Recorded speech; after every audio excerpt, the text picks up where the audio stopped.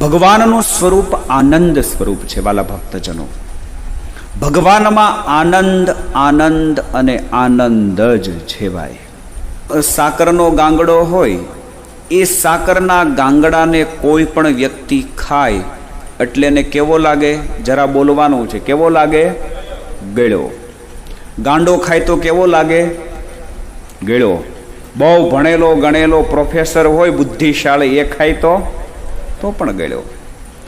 સાકરનો ગાંગડો ગાંડો ખાય તો પણ ગળ્યો લાગે, અને સાકરનો ગાંગડો કદાચ કોઈ બહુ બુદ્ધિશાળી હોય, કોઈ પંડિત હોય, કોઈ વિદ્વાન હોય, એ સાકર ખાય તો પણ એને ગળી જ લાગે.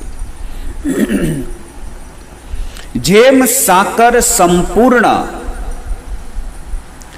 એના એક એક કણ, સાકરના એક એક કણમાં ગળપણ છે.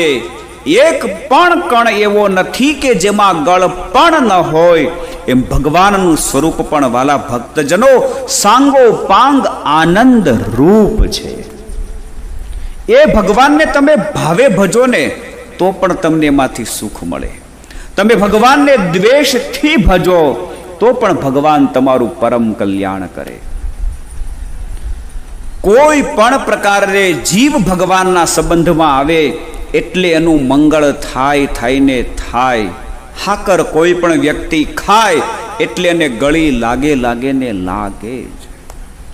એમ ભગવાનને તમે કોઈ પણ પ્રકારે ભજો એટલે તમને આનંદ થાય, તમને સુખ મળે, તમને શાંતિ મળે.